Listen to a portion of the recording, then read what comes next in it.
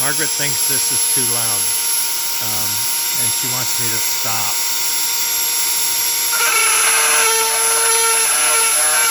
I'll give it one more cut and then I'll stop it.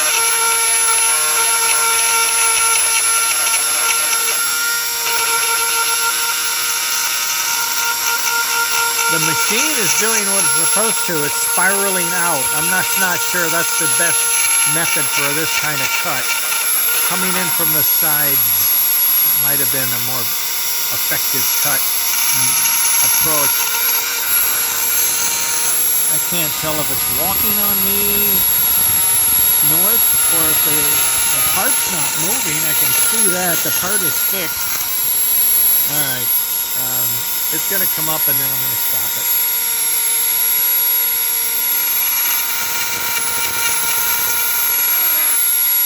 There we go. That's it.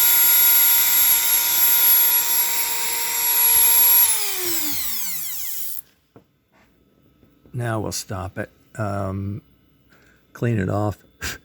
Take a look. I'll bring the bit up.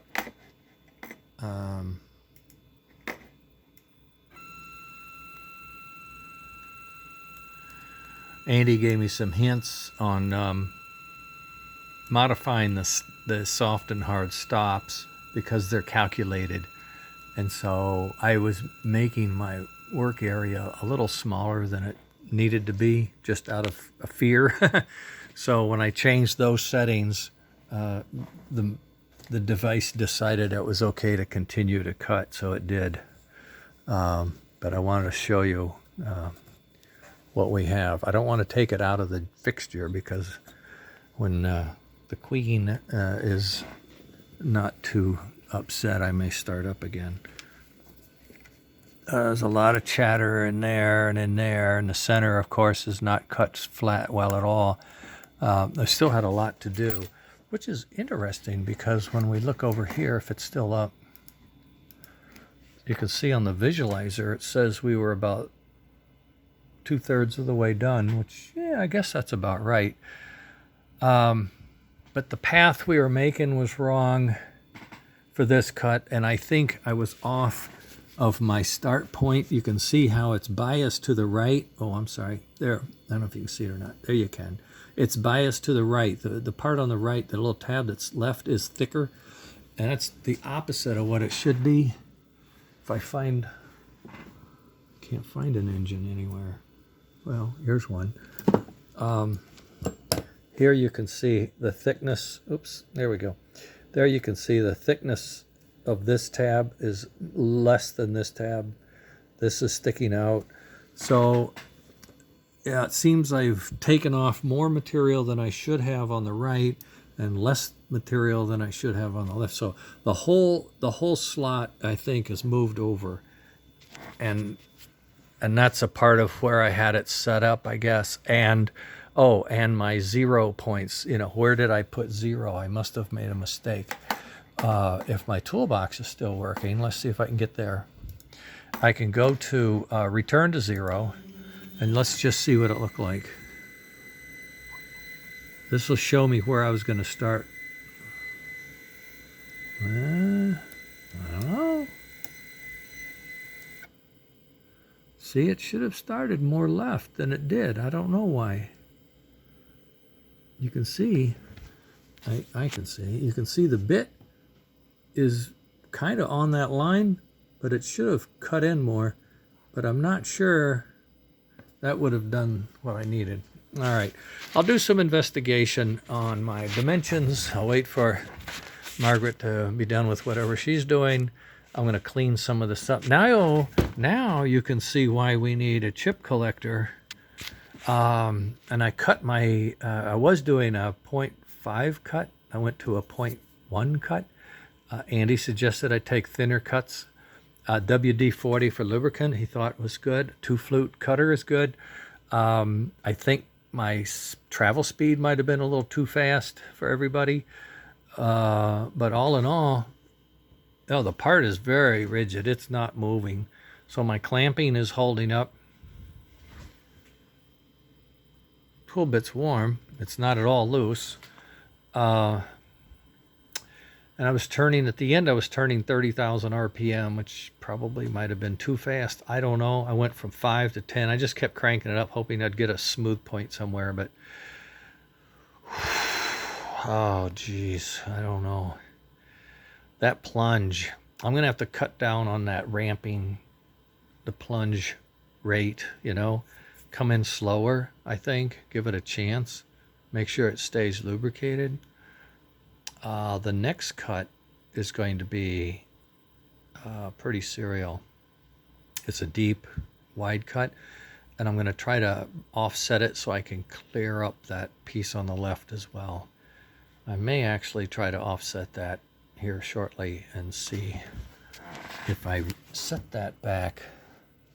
All right, let's go to my jogger and see where my Y, my Y. Yeah, there. No, too far. Shit. I know what's wrong. Shut up. Stop. I know what I did.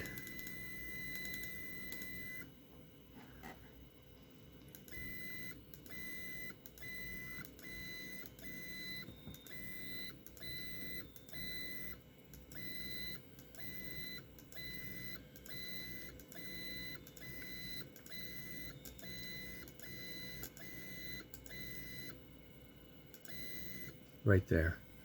So now I'm going to call that reset 0. So that's going to be my new 0. I had no room on it's a huge table and I don't have any room. So there's my 0 settings. I'll turn my light off there.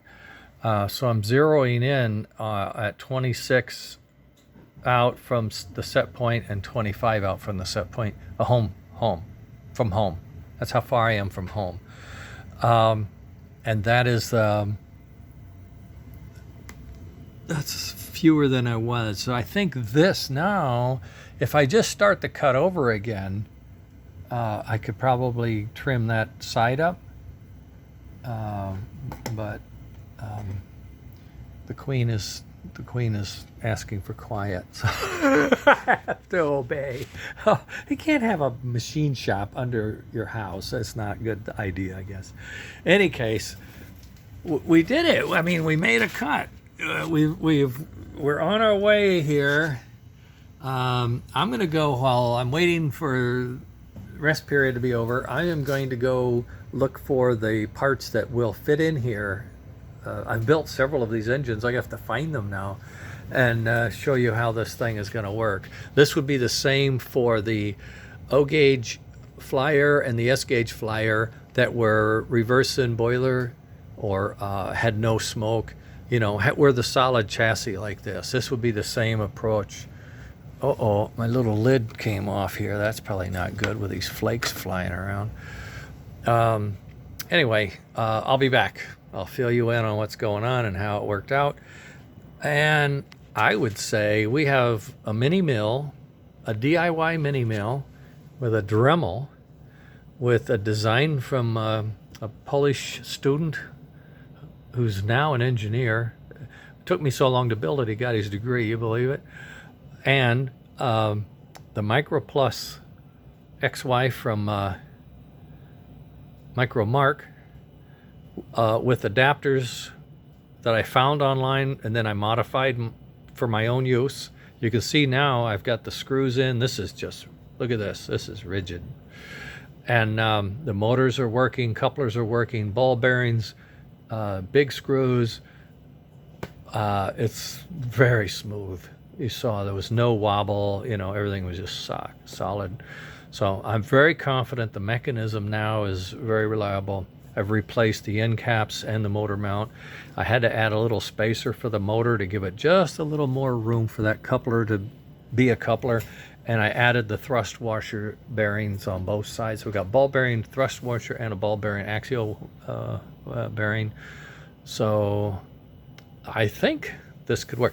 The other thing I thought about, since what I'm doing is I'm bringing this up and I'm wasting a lot of my stack height here, I could rotate the base, take this off the base, the XY table, rotate this thing, and then just fit it up next to it, but screw them both to my platform here.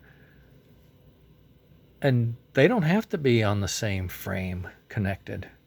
That would gain about 4 inches of travel, because this is a long piece. I could really do some tall parts that way, if that makes sense. We'll figure it out.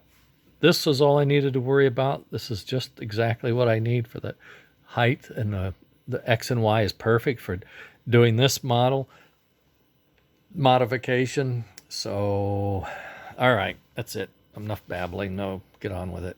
Later, gang. We cut a train. Ah!